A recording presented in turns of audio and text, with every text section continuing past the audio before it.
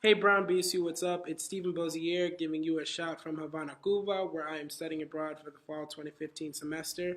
I'm a third year student concentrating in health and human biology. I'm also a Plimi, a brother of Beta Omega Chi Fraternity Incorporated, a member of the Brown Jabberwocks and Shades of Brown Acapella.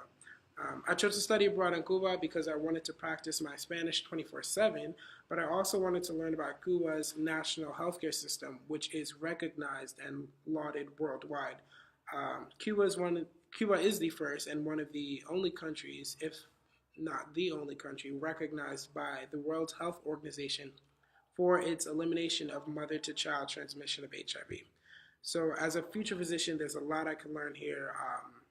Yeah, right now, I'm in Casa Las Americas, which is one of the premier arts and cultural institutions here in Havana, and it is collaborating with Brown and the Consortium for Advanced Studies Abroad for this study abroad program. We just wrapped up the first block of classes here at Casa de las Americas, in which I took a course called Cuban Public Health Past and Present. And in a few weeks after our trip to the eastern part of the island, I'll begin a new course called Race, Gender, and Inequalities. At the Universidad de La Habana, which is about a 20-minute walk from here, I'm taking two courses, one called Economía Política and another called Apreciación e Historia de la Música.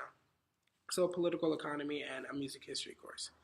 Um, so being black in Cuba, that's been really interesting because on one hand, I can say that I've never felt more comfortable in my black skin, which is really powerful because I like to think that overall, like growing up in the States and in New York City suburb, I've had a really good experience. But here, I've felt really, really comfortable. In Havana, there are shades of brown, and just a multitude of skin tones and color that I did not necessarily expect for Havana. Maybe other parts of the island, like Santiago de Cuba, and other parts of the east, or the eastern part of the island, which are much closer to Jamaica, much more black and Caribbean.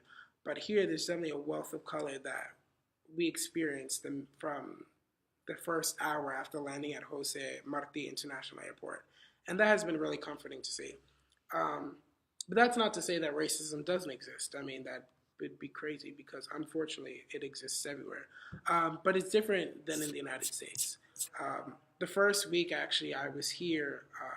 I was walking home with two of my good friends and housemates, both of whom are over 6 feet. One is a white cisgendered male, another is a black Creole cisgender male, and they both can pass for North American or European white tourists at night. But me, I'm visibly, you know, melanin rich, and I could pass for a Cuban at night. And so, to some police, maybe I look like a Cuban trying to latch on to white foreigners. Anyway, so we're walking home one night and we get stopped by some police, and they immediately ask me for like ID or something. I show them my American passport and just flex real quick. And then, they leave us alone. So on one hand, I was proud of the power that I had in that situation, but I was also bothered by the fact that had I been Cuban, that interaction would have gone differently. And after befriending some Cubans here, I talked more about that experience, and a lot of them said that this is some of the experiences with racism and the Cuban police that Black Cubans deal with.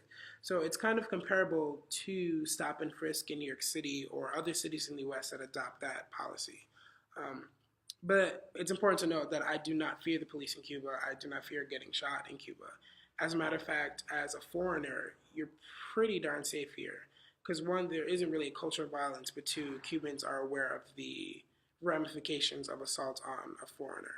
Um, so things to think about in terms of power and privilege and what it means to be a foreigner. Um, you know, in the next 2 months that I'm here, I will still be a black male. But it's important to note that my experiences as a black male of United States citizenship is makes my experience different than that of a black Cuban. But over the next 2 months, I'm definitely excited to just spend more time here and to learn more about what it means to just be black in another part of the world. Um, but yeah, another interesting facet of this whole experience is seeing how other students in our study abroad program interact with other Cubans and this environment in general. Um, you know, not all of us are brown students, not that all brown students are the same, but this group is composed of students from Brown, Dartmouth, Columbia, Duke, Bard, Colby, Wesleyan. There's just so many different schools on this program. And what that means is students of different backgrounds and from different areas of the states. So, everyone's different, and it's interesting to see how people interact, what their journeys are like in the month and a half we've been here, and what our experiences will collectively look like at the end of this program in about 2 months. That said, time is moving quickly, and I want it to slow down and speed up at the same time. Um, I'm definitely looking forward to coming back next semester and just engaging in conversations with all of you about what my experiences have been. Um, but yeah, I hope you all are having a good semester. It's crazy that it's snowing in the States apparently. So glad to be here, even though it's been raining. But yeah, hope you guys are doing well. See you all soon. Miss you.